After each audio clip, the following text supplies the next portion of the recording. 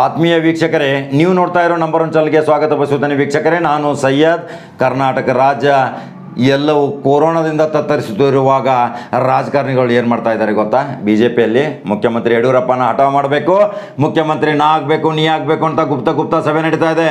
ಯತ್ನಾಳ್ ಮತ್ತು ಅರವಿಂದ್ ಬೆಲ್ಲದವರು ಸರಣಿ ಸಭೆ ನಡೆಸ್ತಾ ಇದ್ದಾರೆ ವಿಶ್ವೇಶ್ವರ ಹೆಗಡೆ ಅವರ ಕೊಠಡಿಯಲ್ಲಿ. ನೋಡಿ ಜನ ಏನು ಮಾಡ್ತಾ ಇದ್ದಾರೆ, ರಾಜ್ಯದ 6.5 ಕೋಟಿ ಜನ ಯಾವ ಮಾನಸಿಕ ಚಿಂತೆಯಲ್ಲಿದ್ದಾರೆ. ಆದರೆ ಇಲ್ಲಿ ಕುರ್ಚಿ ಬದಲಾವಣೆಯ ಕಾಲ ಪ್ರಾರಂಭ ಆಗ್ತಾ ಇದೆ.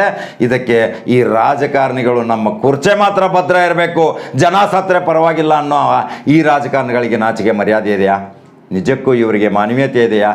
ಇವರಿಗೆ ಏನಾದರೂ ಸ್ವಲ್ಪ ಆದರೂ ಗೌರವ ಘನತೆ ಇದ್ದರೆ ಇವರು ಎಲ್ಲವನ್ನು ಬಿಟ್ಟು ಈ ಕೊರೋನಾ ಪೀಡಿತ ಬಡ ಜನರಿಗಾಗಿ ಮೊದಲು ಆಹಾರ ಧಾನ್ಯದ ಕೊರತೆ ನಿವಾರಣೆ ಮಾಡಲಿಕ್ಕೆ ತಮ್ಮ ಕ್ಷೇತ್ರಗಳಲ್ಲಿ ತೆರಳಬೇಕು.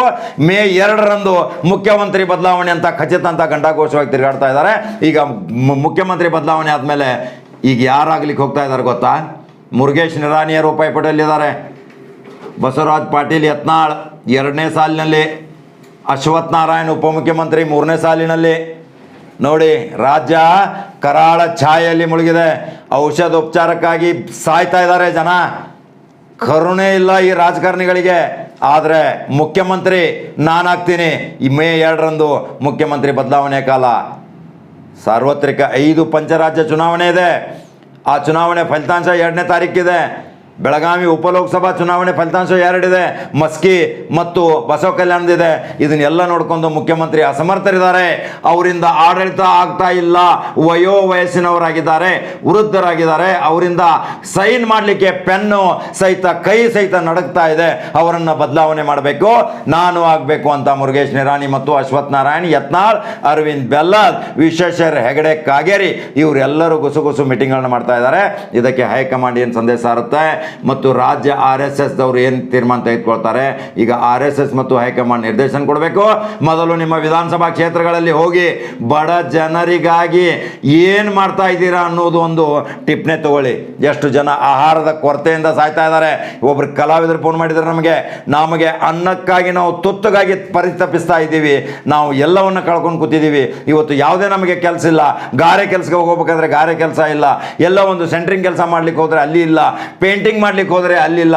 ಎಲ್ಲರೂ ನಮ್ಮನ್ನು ಕರೋನಾ ಅಂತ ನೋಡಿ ಒಂದು ದೃಷ್ಟಿಯಿಂದ ನೋಡ್ತಾ ಇದ್ದಾರೆ, ನಮ್ಮನ್ನು ಒಂದು ಹೀನ ದೃಷ್ಟಿಯಿಂದ ನೋಡ್ತಾ ಇದ್ದಾರೆ. ನಾವು ಬದುಕಬೇಕೇನು? ನಮ್ಮ ಹಸಿದ ಹೊಟ್ಟೆಗೆ ನಮಗೆ ಅನ್ನ ಹಾಕೋರು ಯಾರು ಅಂತ ಕೇಳಿರುವಾಗ ಇವರೇನು ಹೇಳ್ತಾರೆ? ಮರ್ಯಾದೆ ಇಲ್ದವರು, ನಾಚಿಕೆ ಇಲ್ದವರು ಇವತ್ತು ಮುಖ್ಯಮಂತ್ರಿ ನಾವು ಆಗ್ತೇವೆ. ನೋಡಿ ಸಾವಿರಾರು ಕೋಟಿ ಸರ್ದಾರ್ಗಳು 108 ಫ್ಯಾಕ್ಟ್ರಿಗಳನ್ನು ಮಾಡಿಕೊಂಡು ಇವತ್ತು ಐಷಾರಾಮಿ ಜೀವನ ಮಾಡಿ ಸಾಕಷ್ಟು ಕಳ್ಳ ದುಡ್ಡುಗಳನ್ನ ಇಟ್ಕೊಂಡವರು ಇವತ್ತು ಮುಖ್ಯಮಂತ್ರಿ ಗಾದಿಗಾಗಿ ಬೋಲಿ ಹತ್ತಾ ಇದ್ದಾರೆ, ಅಲ್ಲಿ ಪೈಪೋಟಿ ಮಾಡ್ತಾ ಇದ್ದಾರೆ, ಅಲ್ಲಿ ಬೆಟ್ಟಿಂಗ್ ಕಟ್ತಾ ಇದ್ದಾರೆ. 1000 ಕೋಟಿ ಕೊಡ್ಲಿಕ್ಕೆ ತಯಾರಿದ್ದೀನಿ, 2,000 ಕೋಟಿ ರೂಪಾಯಿ ಕೊಡ್ಲಿಕ್ಕೆ ತಯಾರಿದ್ದೀನಿ, ನನಗೆ ಮುಖ್ಯಮಂತ್ರಿ ಮಾಡಿ ಅಂತ. ಅದಕ್ಕಾಗಿ ಇವತ್ತು ನಾವು ಹೇಳ್ತೀವಿ, ಕರ್ನಾಟಕ ರಾಜ್ಯದಲ್ಲಿ ಬೆಳಗಾವಿ ಜಿಲ್ಲೆ 18 ಕ್ಷೇತ್ರ ಹೊಂದಿದೆ. ಯಾಕೆ ಬೆಳಗಾವಿ ಜಿಲ್ಲೆಗೆ ಮುಖ್ಯಮಂತ್ರಿ ಸ್ಥಾನ ಇನ್ನೂವರೆಗೆ ಆಗಿಲ್ಲ? ಬೆಳಗಾವಿ ಜಿಲ್ಲೆಗೆ ಯಾಕೆ ಮುಖ್ಯಮಂತ್ರಿ ಸ್ಥಾನ ಕೊಡಬಾರ್ದು?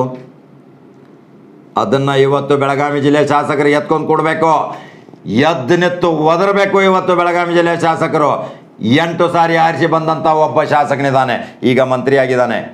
ಯಾರು ಗೊತ್ತಾ? ಉಮೇಶ್ ಕತ್ತಿ ಮುಖ್ಯಮಂತ್ರಿ ಆದರೆ ಏನಾಗುತ್ತೆ? 2ನೇ ಸಾಲಿನಲ್ಲಿ ಬಾಲಚಂದ್ರ ಜಾರಕಿಹೊಳಿ ಅವರಿಗೆ ಮುಖ್ಯಮಂತ್ರಿ ಮಾಡಿ. ಜಲಸಂಪನ್ಮೂಲ ಖಾತೆ ಹೋಯಿತು ಅವರ ಸಹೋದರದು CD ಪ್ರಕರಣದಲ್ಲಿ. ಈಗ ಬಾಲಚಂದ್ರ ಜಾರಕಿಹೊಳಿ ಮುಖ್ಯಮಂತ್ರಿ ಸ್ಥಾನಕ್ಕೆ ಯೋಗ್ಯ ಅಭ್ಯರ್ಥಿ, ಸಹಾನುಭೂತಿ ಉಳ್ಳವರು, ಜನಾನುರೋಗಿ, ಜನನಾಯಕ, ಬಡ ಜನರಿಗೆ ಕರೆದು ಮಾತನಾಡಿಸುವಂಥ ಬಾಲಚಂದ್ರ ಜಾರಕಿಹೊಳಿ ಮುಖ್ಯಮಂತ್ರಿ ಆಗಲಿಕ್ಕೆ ಮಾತ್ರ ಯೋಗ್ಯ ಅಂತ ನಾನು ಘಂಟಾಘೋಷವಾಗಿ ಹೇಳ್ತೇನೆ. ಯಾಕೆಂದರೆ ಯಾರಾದರೂ ಬಾಲಚಂದ್ರ ಜಾರಕಿಹೊಳಿ ಅವರ ಸಮೀಪವರ್ತಿಗಳು, ಅವರ ಸಂಪರ್ಕದಲ್ಲಿದ್ದವರು ನಿಜವಾಗಿ ಇವತ್ತು ನೀವು ಕಮೆಂಟ್ ಮುಖಾಂತರ ತಿಳಿಸಿ, ಕರ್ನಾಟಕ ರಾಜ್ಯದ ಮುಖ್ಯಮಂತ್ರಿ ಆಗಲಿಕ್ಕೆ ಯೋಗ್ಯ ಅಭ್ಯರ್ಥಿ ಕೇವಲ ಬಾಲಚಂದ್ರ ಜಾರಕಿಹೊಳಿ ಅಂತ ನೀವು ಹೇಳಬಹುದು. ಇವತ್ತು ಬಾಲಚಂದ್ರ ಜಾರಕಿಹೊಳಿ ಮಾಡಿದಂಥ ಕಾರ್ಯ ಅವರ ಅಭಿಮಾನಿ ಬಳಗ ರಾಜ್ಯ ಮತ್ತು ದೇಶದಲ್ಲಿದೆ. ಅವರ NSF ಕಚೇರಿಗೆ ಹೋಗಿ ಇದೇ ಕೊರೋನಾದಲ್ಲಿ ಮಾಡಿದಂಥ ಕೆಲಸ, ಫ್ಲಡ್ದಲ್ಲಿ ಮಾಡಿದಂಥ ಕೆಲಸ, ನೀರಲ್ಲಿ ಛತ್ರಿ ಹಿಡ್ಕೊಂಡು ಹೋಗಿ ಮನೆ ಅಡ್ಡಾಡಿದರು.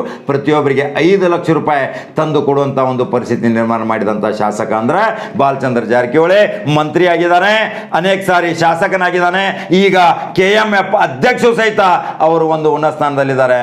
ಅಂತ ಬಡ ಜನರ ಕೂಗಿಗೆ ಸ್ಪಂದಿಸುವಂಥ ಮುಖ್ಯಮಂತ್ರಿ ಅಂದರೆ ಬಾಲಚಂದ್ರ ಜಾರಕಿಹೊಳಿಗೆ ಮುಖ್ಯಮಂತ್ರಿ ಸ್ಥಾನ ಕೊಡಬೇಕು ಇಂಥ ಸಂದಿಗ್ಧ ಪರಿಸ್ಥಿತಿಯಲ್ಲಿ ಆವಾಗ ಕರ್ನಾಟಕದ ಚಿತ್ರ ನೋಡಿ ಹೇಗೆ ಬದಲಾಗುತ್ತೆ. ಯಾಕೆಂದರೆ ಇಂಡಸ್ಟ್ರಿಯಲ್ ಮಾಡ್ಕೊಂಡು ಸಾವಿರಾರು ಕೋಟಿ ಸರ್ದಾರ್ ಆದವರು ಮುಖ್ಯಮಂತ್ರಿ ಆಗೋದು ಬೇಡ. ಅವರು ತಮ್ಮ ಕಾರ್ಖಾನೆಗಳನ್ನೇ ತಮ್ಮ ಉದ್ಯೋಗವನ್ನೇ ಬೆಳೆಸ್ತಾರೆ ವಿನಃ ಬಡ ಜನರ ಕೂಗಿಗೆ ಸ್ಪಂದಿಸುವಂಥ ಶಾಸಕ ಸಿಗೋಲ್ಲ. ಇವರು ಒಬ್ಬರಿದ್ದಾರೆ, ಇಂಥವರಿಗೆ ಮುಖ್ಯಮಂತ್ರಿ ಮಾಡಿದರೆ ಕರ್ನಾಟಕ ಕಲ್ಯಾಣ ಆಗುತ್ತೆ. ಅದಕ್ಕಾಗಿ ಅವರ ಮತ್ತೊಬ್ಬ ಸಹೋದರ ನೋಡಿ ಕಾಂಗ್ರೆಸ್ದಲ್ಲಿ ಹೋದ ವರ್ಷದಿಂದ ಇಲ್ಲಿಯವರೆಗೆ ಕರೋನಾಗೆ ಏನೇನು ಕಾರ್ಯ ಮಾಡಿದ್ದಾರೆ ಅದನ್ನು ಸಹಿತ ಈಗ ಹೇಳ್ತೀನಿ ನಾನು.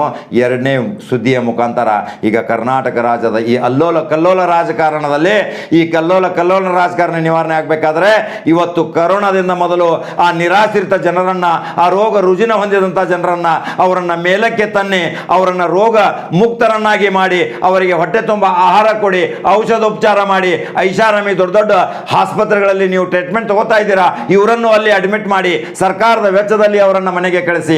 ಆವಾಗ ನಿಮಗೆ ಪುಣ್ಯ ಬರುತ್ತೆ. ಇಲ್ದಿದ್ರೆ ನಿಮಗೆ ಶಾಪ ಕಟ್ಟಿಟ್ಟ ಬುತ್ತಿ, ಇಲ್ದಿದ್ರೆ ನೀವು ಮೋಸಗಾರರು, ವಂಚನೆಗಾರರು, ನೀವು ಕಪಟಿಗಳು ಅನ್ನೋ ಬಿರುದು ಮತ್ತು ಫಲಕ ನಿಮ್ಮ ತಲೆ ಮೇಲೆ ಬೀಳುತ್ತೆ. ಇದಕ್ಕೆ ಇದೇ ಇವತ್ತಿನ ಸಾಕ್ಷಿ ಆಗುತ್ತೆ. ನಿಮ್ಗೆ ಏನು ಅನಿಸಿಕೆ ಇದೆ? ಯಾರು ಮುಖ್ಯಮಂತ್ರಿ ಆಗಬೇಕು? ನಾನು ಹೇಳಿದ ವ್ಯಕ್ತಿ ಮುಖ್ಯಮಂತ್ರಿ ಆದರೆ ಏನಾಗುತ್ತೆ ಕರ್ನಾಟಕ? ಅದನ್ನು ನೀವು ನಮ್ಮ ಕಮೆಂಟ್ ಬಾಕ್ಸಲ್ಲಿ ನಿಮ್ಮ ಅನಿಸಿಕೆ ತಿಳಿಸಿ. ಮತ್ತೆ ಸಾಯಂಕಾಲ ಮಹತ್ವದ ಸುದ್ದಿಯೊಂದಿಗೆ ಬರ್ತೇನೆ ವೀಕ್ಷಕರೇ. ನೀವು ನಂಬರ್ 1 ಚಾನಲ್ ನೋಡಲಿಲ್ಲ ಅಂದರೆ ಫಾಲೋ ಮಾಡಲಿಲ್ಲ ಅಂದರೆ ಫಾಲೋ ಮಾಡಿ, ಸಬ್ಸ್ಕ್ರೈಬ್ ಆಗಿ. ನಮಸ್ಕಾರ.